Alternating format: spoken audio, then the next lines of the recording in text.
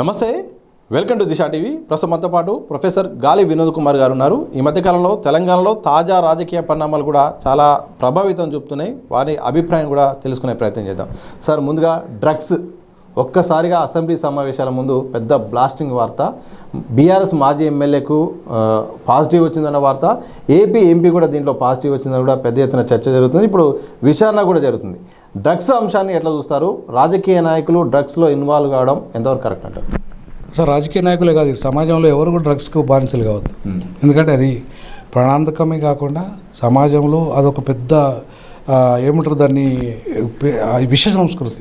అది ఒక్కసారి మొదలైందంటే, దానికి బానిస అయిందంటే యువత అంతా సర్వనాశనం అయిపోతుంది. యువత సర్వనాశనమైన ఏ దేశం కానీ ఏ రాష్ట్రం కానీ బాగుపడదు. సో కాబట్టి చాలా దేశాలు డ్రగ్స్కు బానిసలు చేసి ఆ దేశాలు కొలాప్స్ అయిపోయినాయి, రాష్ట్రాలు కొలాప్స్ అయిపోయినాయి. సో ఆ క్రమంలో డ్రగ్స్ రహిత సమాజాన్ని నిర్మించడం అనేది పోలీసుల బాధ్యత, న్యాయ వ్యవస్థ బాధ్యత, పాలకుల బాధ్యత, పౌర సమాజం బాధ్యత కూడా. సో ఇట్లాంటి పరిస్థితులలో ఇలా ఒక ఎమ్మెల్యేనే డ్రగ్స్ తీసుకుంటే, మంత్రులే డ్రగ్స్ తీసుకుంటే, పెద్ద పెద్ద ఎంపీలు డ్రగ్స్ తీసుకుంటే ఇక దానికి ఏంటి అర్థమే ఉంది చెప్పండి ఇక.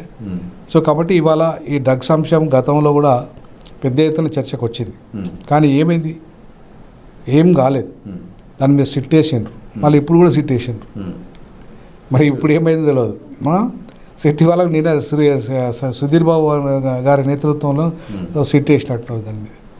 ఇదంతా ఏంటంటే రాజకీయ ప్రయోజనాల కోసం మాత్రమే చేస్తున్న డ్రామాగా మనం చూడాలి దీన్ని. తర్వాత వాళ్ళ దగ్గరికి వెళ్ళి ఎవరైతే ఉన్నారో, ఇంతకుముందు అయితే సినిమా యాక్టర్లను దీన్ని ఎక్కువ ఇన్వాల్వ్ చేశారు. వాళ్ళ దగ్గరికి వెళ్ళి డబ్బులు వచ్చినాయి, సైలెంట్ అయిపోయాడు అనేది అది ఉంది. కానీ ఈసారి ఎట్లుంది అంటే, దీంట్లో కేటీఆర్ పాత్ర ఉందనే దానిలో కూడా ఒక చర్చ జరుగుతుంది.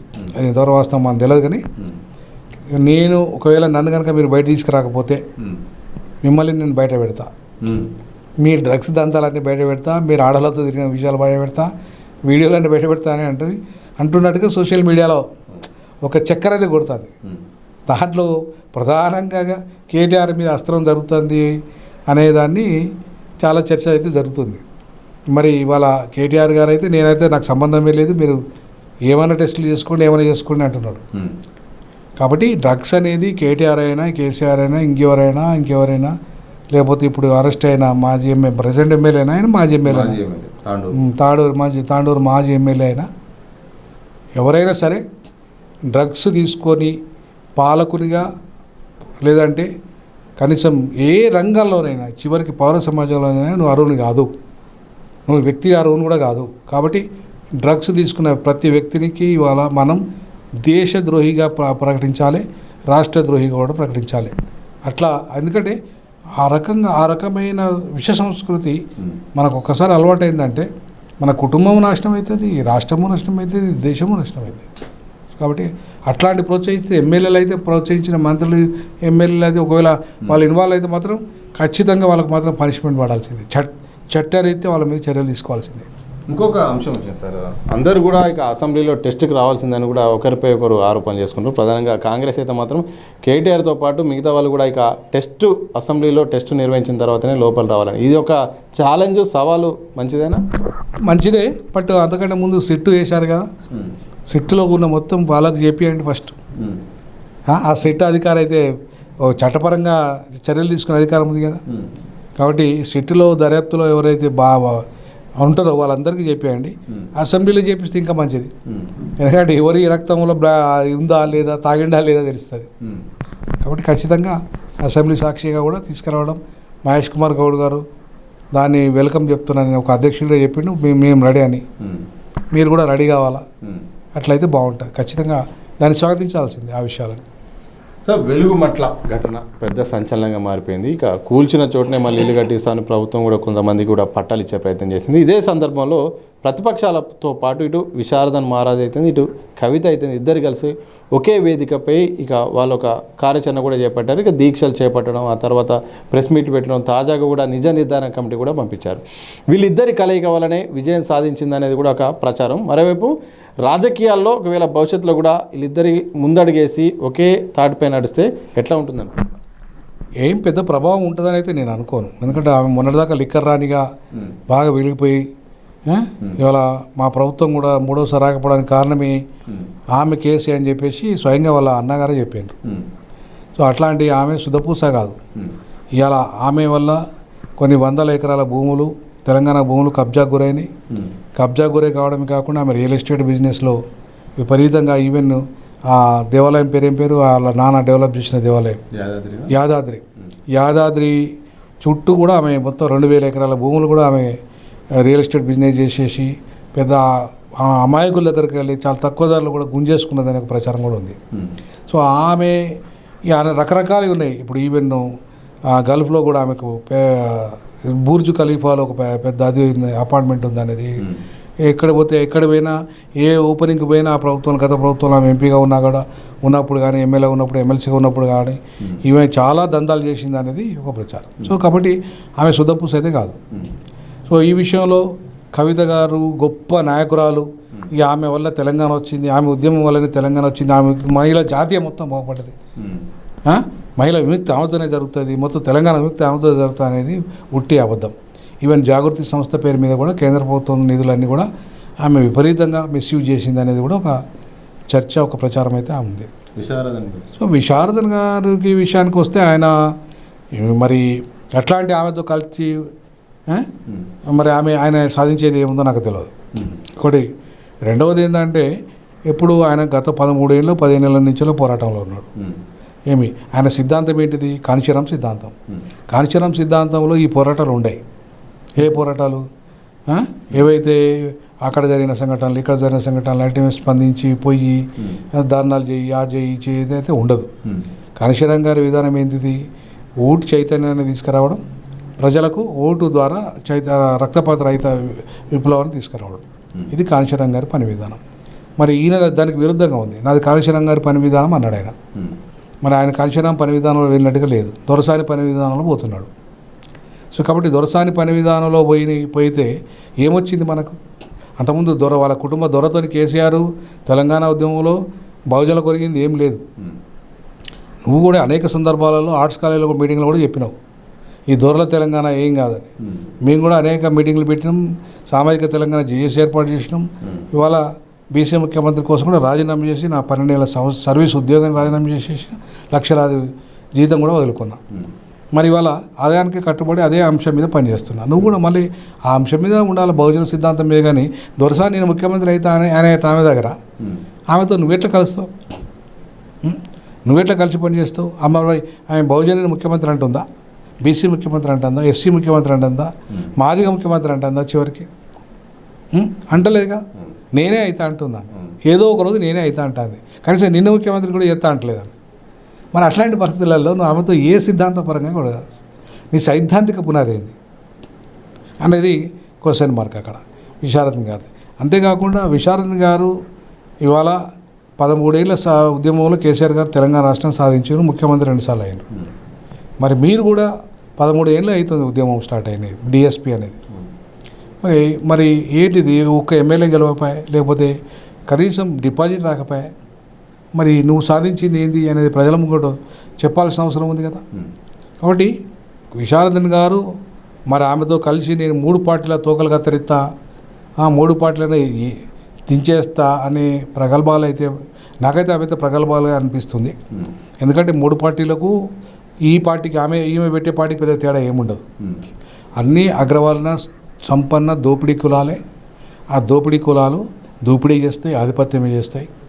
సో వాటి స్వరూపం మారదు. సింహం స్వరూపం మారుతుందా? మాంసం తినకుండా శాకాహారం తినమాట తింటుందా?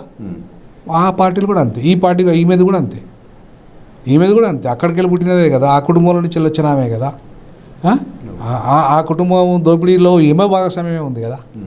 అట్లాంటి ఆమె నీతి వాక్యాలు చెప్తానంటే ఎట్లా నమ్ముతావు? విశారద నువ్వెట్లా నమ్ముతావు? నువ్వెట్లా పోతావు? కాబట్టి ఆయన పార్టీ నిజంగానే వాళ్ళిద్దరు ఆమె పార్టీ పెట్టి పార్టీలో పొత్తులు ఎన్నికలప్పుడు పొత్తులు పెట్టుకున్నారంటే వేరు. పార్టీ ఆమె ఇంతవర పెట్టలే. ఆమె పార్టీ ఇంకా రిజిస్ట్రేషనే రాలే. ఏమి ఆ పార్టీకి సింబలే రాలే. ఏమి ఇలా పొత్తులు అండి 3 పార్టీలను క్లోజ్ చేస్తా అంటే ఎవరు నమ్మాలి? ఎట్లయితుంది? సో కాబట్టి అది ఒక రకంగా అనైతికంగానే భావించాలి. విశారద గారి సిద్ధాంతానికి ఆమె సిద్ధాంతానికి పూర్తి విరుద్ధం. సో విరుద్ధమైన పొత్తుల వల్ల పెద్ద ఉపయోగం ఉంటుందని నేను అనుకోను. సార్, కాంగ్రెస్ పార్టీ సంబంధించి ఒక 2 అంశాలు బయటకు వచ్చినాయి.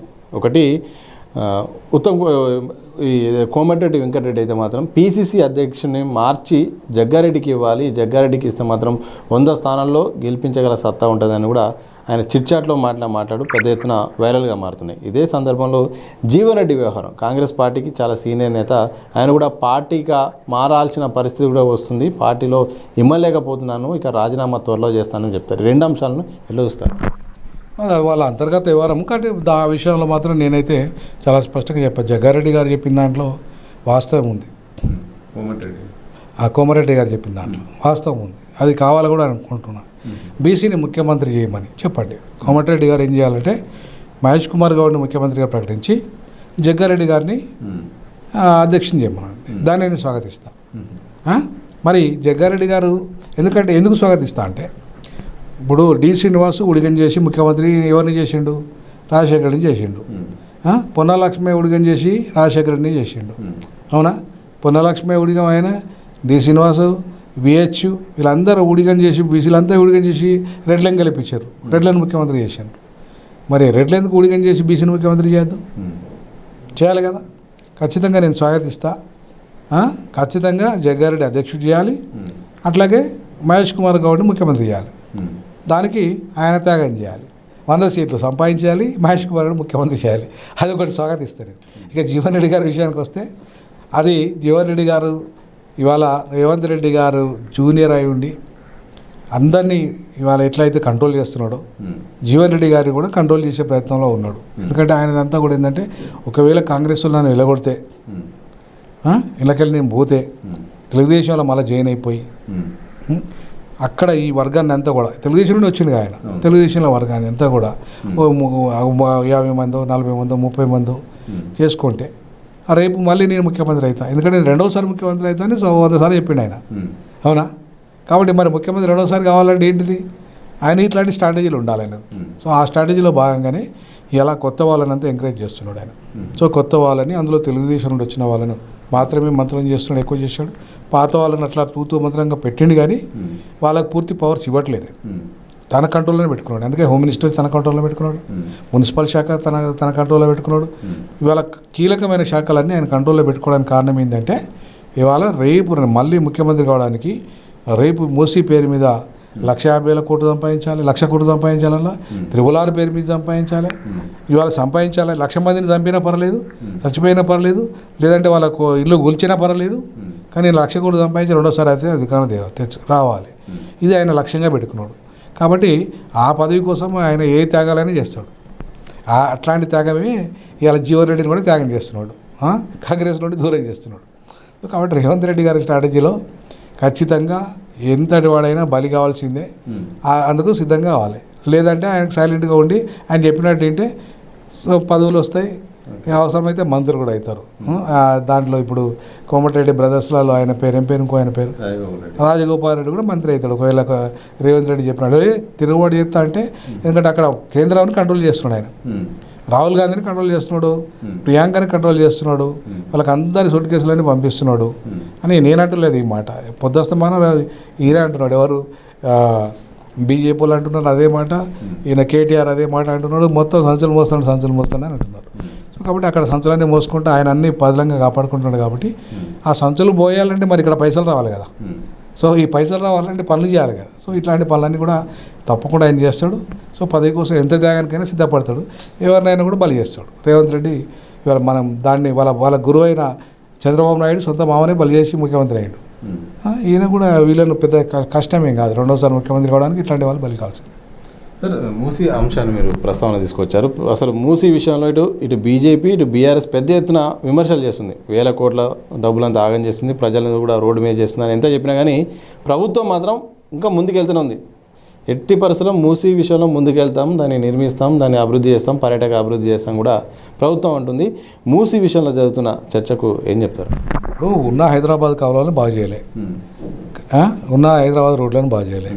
హైదరాబాద్లో హాస్పిటల్స్ ఇప్పటికీ ప్రభుత్వ హాస్పిటల్స్, ఇప్పుడు గతంలో కేసీఆర్ గారు ఆయనతో పెద్ద హాస్పిటల్స్ 5-6 ఒకటి నిర్మాణంలో ఉన్నాయి. బడ్జెట్ కేటాయించింది కాబట్టి ఆ నిర్మాణాలు అప్గ్రేడ్ అవుతున్నాయి. సో ఇవాళ ఈయన వచ్చిన తర్వాత కొత్త హాస్పిటల్స్ ఏం లేవు, కొత్త ఏం కట్టలే. ఈయన ఫ్యూచర్ సిటీ కడతా, ఉన్న సిటీ డెవలప్ చేయకుండా ఫ్యూచర్ సిటీని డెవలప్ చేస్తా అంటే ఉన్న సిటీ ఏం కావాలి? ముందు ఉన్న సిటీని బాగా చేయరాదు. ఉన్న సిటీలో కనీసం ఇల్లు లేని వాళ్ళు 30 లక్షల మంది దరఖాస్తులు పెట్టుకున్నారు. వాళ్ళకి ఇంతవరకు అత్తి లేదు, గది లేదు. మళ్ళీ కొత్తగా దరఖాస్తులు స్వీకరించారు మీరు. మరి దాంట్లో ఎంతమందికి ఇస్తారో ఏం చేస్తారో తెలియదు. రెండవది కాలువలు, వాటర్ లేదు, మంచినీటి సౌకర్యం లేదు. ఇప్పటికీ ఇంకా డ్రైనేజీ, మొత్తం డ్రైనేజ్ అంతా కూడా మూసీలో ఉన్నది. దాన్ని ఫస్ట్ శుద్ధి చేయాలి.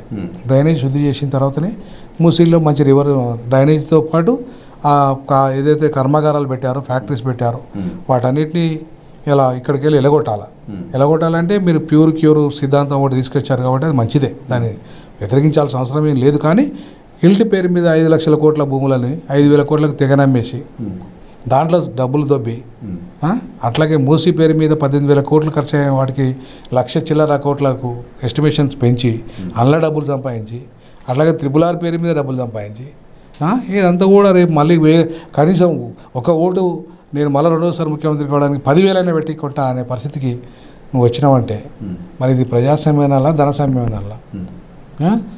ఒక రెడ్డి, రేవంత్ రెడ్డి 2 సార్లు ముఖ్యమంత్రి అయితే తర్వాత ఇంకో రెడ్డి. మరి ఇక బీసీ ముఖ్యమంత్రి ఎప్పుడు కావాలి? ఎస్సీ ముఖ్యమంత్రి ఎప్పుడు కావాలి? ఎస్టీ ఎప్పుడు కావాలి? మైనార్టీ ఎప్పుడు కావాలి? మహిళ ఎప్పుడు కావాలి? మరి అంటే వీళ్ళందరూ చేరన్నట్టుగా మీరు ఉమ్మడి ఆంధ్రప్రదేశ్లో రెడ్లు ఎంత అయ్యారు, ఒక్కసారి బీసీ కాలే. మరి ఇప్పుడు కూడా తెలంగాణలో కూడా అదే పరంపర. రేవంత్ రెడ్డి 2 సార్లు అయిన తర్వాత కోమటిరెడ్డి బ్రదర్స్ కూడా మేమవుతామంటారు, తర్వాత ఉత్తమ్ కుమార్ రెడ్డి భార్యాభర్తలు అవుతారంటారు. అవునా? అట్లా మొత్తం ఈ రెడ్ల పరంపర అంతా వస్తుంది. ఇక వాళ్ళ జానరెడ్డి వంశం వీళ్ళంతా అయినాక ఇంకెప్పుడైతారు మిగతా కులాలు? కాబట్టి ఈ పరంపర, రెడ్డి పరంపర ఏదైతే ఉందో అది కరెక్ట్ కాదు. ఖచ్చితంగా జగ్గారెడ్డిని గారిని పిసిసి అధ్యక్షుని చేసి మహేష్ కుమార్ గారిని ముఖ్యమంత్రి చేయాలని నేను కోరుకుంటున్నాను. Thank you very much sir. ఇది మొత్తంగా తెలంగాణ తాజా రాజకీయ పరిణామాలపై ప్రొఫెసర్ గాలి వినోద్ కుమార్ గారితో ప్రత్యేకమైన ఇంటర్వ్యూ. చూస్తూనే ఉండి దిశ టీవీ.